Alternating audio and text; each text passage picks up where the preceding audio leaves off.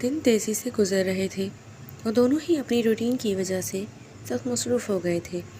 ऐसे में semester break ने उन दोनों को सुकून पहुंचाया था। थैंक गॉड, अब सुकून से सो सकूंगी। दोनों हाथों को फिज़ा में फैलाए वो गोल गोल घूमी तो उसकी इस हरकत पर मुइज़ के लबों पर मुस्कुराहट आई थी। सुबह से मौसम ठंडा था और बारिश का इम्कान था। चलो आ जाओ मैडम, शाही सवारी पर आज आपको मॉर्निंग ड्राइव पर लेकर चलता हूँ। मुइज़ की ऑफ़र वो खिलखिला कर हंसी थी। नहीं, आज मैं पैदल जाऊँगी, मेरा मौसम एंजॉय करने का इरादा है। तुम जाओ अपनी शाही सवारी पर। ऐसे कैसे, जहाँ तुम वहीं हम बेगम, शरारत से आँख बेंक करता तो फ़ौरन से अपनी साइकिल से उतरकर उसके हम कदम हुआ था। बाज आ जाओ तुम, उसके बेगम कहने पर ज़ुबी ने उसे मुक्का मारा था। मुइज़ कॉटन कैंडी, मुइज़ मुझे ये लेनी है। उसका बाजू दबोचे वो चिल्लाई थी और भागकर कॉटन कैंडी वाले के पास आई थी। क्या है यार, मुझे बेकरी जाना है, अंकल अकेले होंगे। उसके इतना देर करने पर वो सड़ा सा मुँह बनाकर बोला था। ओहो वेट ना, बैग से पैसे निकालकर उसने 2 कॉटन कैंडी खरीदी थी। ये लो, मेरी तरफ से ये खाओ और मौसम को एंजॉय करो। इस हसीन मौसम का क्यूट सा तोहफा मेरी तरफ से तुम्हारे लिए। तुम भी क्या याद करोगे, इतरा कर कहते वो उसे मुस्कुराने पर मजबूर कर रही थी। ये मौसम का जादू है मितवा, ना अब दिल पे काबू है मितवा, नैना जिसमें खो गए, दीवाने से हो गए, नज़ारा वो हर सू है मितवा। तेज़ तेज़ आवाज़ में गाती वो खिलखिलाती उसके दिल में उतरी थी। उसके बच्चे जैसी हरकत पर वो मुस्कुराया था और उसके हम कदम हुआ था। हे वेट, उसका चेहरा देखते उसने ज़ुबी का हाथ थामकर उसे रोका था। व्हाट? उसने नासमझी से मुइज़ को देखा था। वो थोड़ा उसके करीब हुआ था। उसके यूं करीब आने पर उसकी धड़कनें मुंतशिर हुई थीं।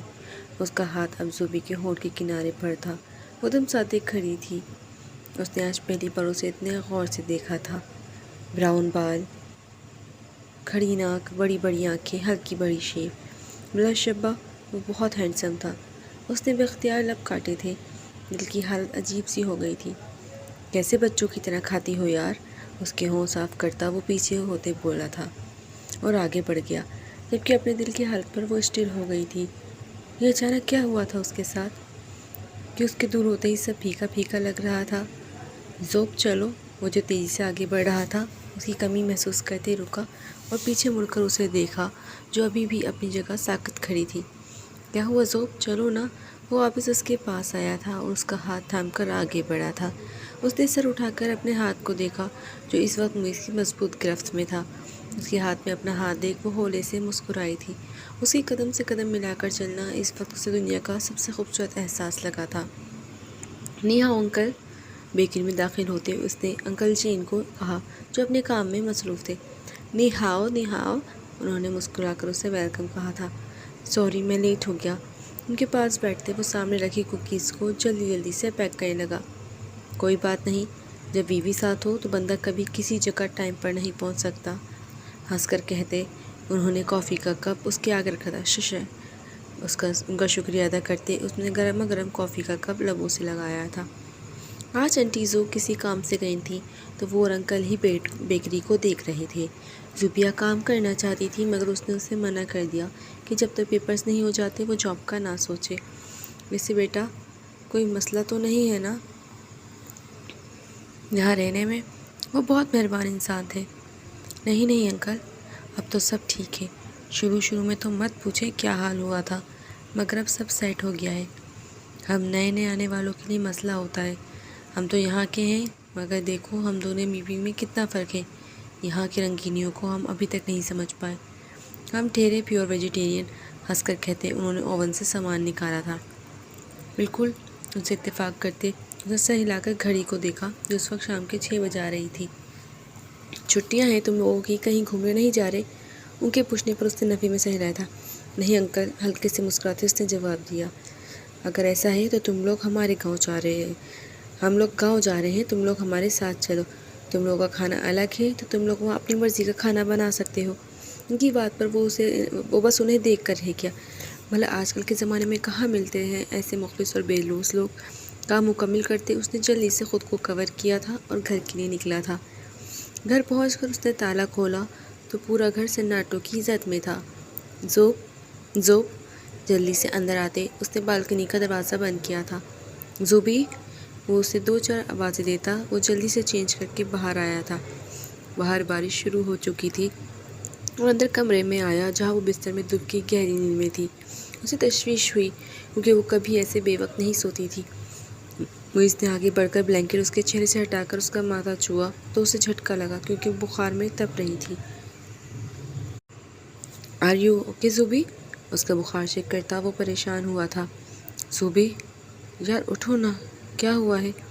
اس کا چہرہ تھپتھپاتے وہ پریشان ہوا تھا اور جلدی سے تھرمامیٹر لا کر اس کا بخار چیک کیا جو بہت تیز تھا۔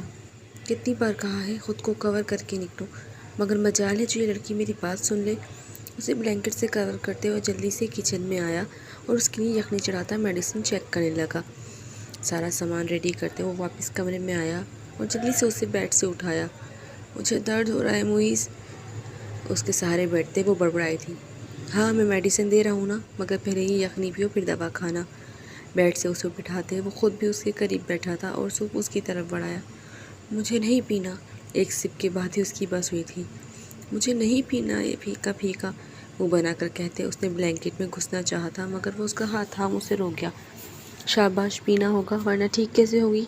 اسے سوپ پلا کر میڈیسن دے کر وہ خود اس کے برابر آ کر لیٹا تھا۔ اس لڑکی کی ذرا سی تکلیف نے اسے پریشان کر دیا تھا۔ اس کا بخار چیک کرتے وہ ٹھیک سے لیٹا تبھی وہ اس کے ہاتھ پر آئی تھی۔ اس نے چونک کر اسے دیکھا۔ مجھے یہاں سونا ہے، منہ بسور کر کہتے اس نے معیز کے ہاتھ پر اپنا سر رکھا تو اس کے چہرے پر مسکراہٹ آئی تھی۔ اسے اپنے قریب کر اپنے حصار میں لیتے وہ اس کے ماتھے پر لب رکھتا آنکھیں موند گیا۔ صبح اس کی آنکھ کھلی تو خود کو معیز کے حصار میں قید پایا۔ بخار تو کب کا اتر چکا تھا۔ رات کا منظر یاد کر اس کے چہرے پر مسکراہٹ آئی تھی۔ اس نے بے اختیار اپنے ماتھے کو چھوا تھا جہاں رات معیز نے اپنے لب رکھے تھے۔ اس نے سر اٹھا کر معیز کو دیکھا جو اس وقت گہری نیند میں سو رہا تھا۔ اس کے بال ماتھے پر بکھرے ہوئے تھے۔ زوبی کا دل کیا ہاتھ بڑھا کر ان بالوں کو سمیٹے اور اس کے ناخوش کو چھو کر دیکھے، اسے محسوس کرے، مگر اپنے ہی خیالات پر اس کا چہرہ شرم سے لال ہوا تھا۔ اپنی سوچوں کو جھٹکتے وہ جلدی سے اپنی جگہ سے اٹھ کر باہر نکل گئی تھی۔ بارش ابھی بھی ہو رہی تھی۔ گھڑی اس وقت صبح کے 7 بجا رہی تھی۔ موسم ایک دم سے ٹھنڈا ہو گیا تھا۔ پاکستان۔ سنو زینب، صوبیہ کہاں ہے؟ واجد صاحب نے انہیں ایک طرف لے جا کر پوچھا تھا۔ جی اپنے کمرے میں تیار ہو رہی ہے، زینب نے جواب دیا۔ اچھا اس سے کہو اب اس کا نکاح سلمان سے نہیں زہیب سے ہوگا۔ ارے یہ آپ کیا کہہ رہے ہیں؟ ایسے آخری لمحے میں دولہے کو تبدیل؟ انہیں شوق لگا تھا۔ ارے چپ کر، سلمان کے باپ نے مجھ سے وعدہ کیا تھا سیٹ دینے کا، مگر اب کمبخت مکر گیا۔ وہ غصے سے آگ بگھلا ہوئے تھے۔ زہیب کے باپ نے وعدہ کیا ہے کہ وہ مجھے سیٹ دے گا۔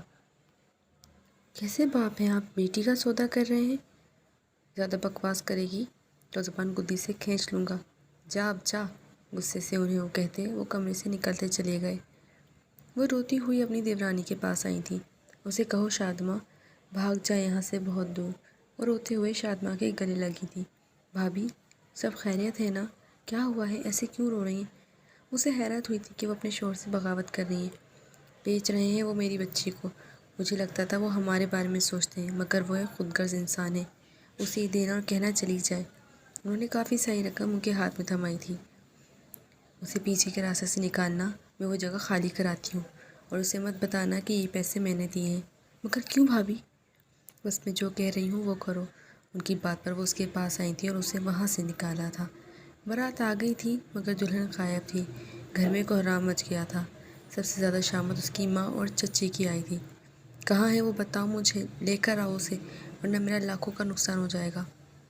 ان دونوں نے کچھ نہیں بتایا۔ وہ شور مچاتے رہے، چلاتے رہے، مگر سب بیکار تھا۔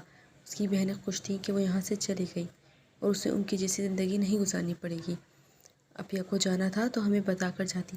یہ اس کا چھوٹا بھائی علی تھا، ہاں، جسے تم تو بڑے اس کے کام کے تھے، اس کی بہنوں نے اسے کہا تھا۔ کام کا نہ صحیح، مگر میں اسے اس جہنم میں نہیں جان دیتا۔ ابا کو لگتا بس وہی ٹھیک ہے۔ اماں، ابا کو کوئی سمجھائے، ایسی زندگی جہنم کی طرف لے کر جاتی ہے۔ وہ سارے بہن بھائی ماں کو لیے بیٹھے تھے۔ کوئی کچھ نہیں سمجھا سکتا، بس میری دعا ہے میری بیٹی جہاں رہے خوش رہے، اور ان کی دعا قبولیت کا درجہ پا گئی تھی۔ دیکھیے گا ایک دن سب ٹھیک ہو جائے گا اور ابا کو بھی عقل آ جائے گی۔ کہتے ہیں نا کام وقت پر ہوتا ہے، میری دعا ہے کہ کچھ برا ہونے سے پہلے انہیں عقل آ جائے، مگر برا وقت کبھی بتا کر نہیں آتا۔ واجد صاحب کو الیکشن میں بہت بری طرح سے ناکامی ہوئی تھی، انہیں لوگوں کا برا رویہ سہنا پڑا، وہیں سارے دوست ساتھ چھوڑ گئے تو بھائیوں نے بھی اپنا اصل روپ دکھایا تھا۔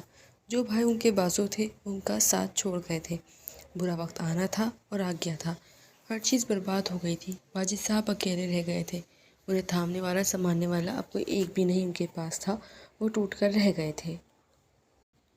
اس ناول کی اگلی قسط پڑھنے کے لیے چینل کو سبسکرائب کرنا بالکل بھی مت بھولیے، بیل آئیکن ضرور دبائیے گا اور ویڈیو کو پورا دیکھیے گا۔ شکریہ۔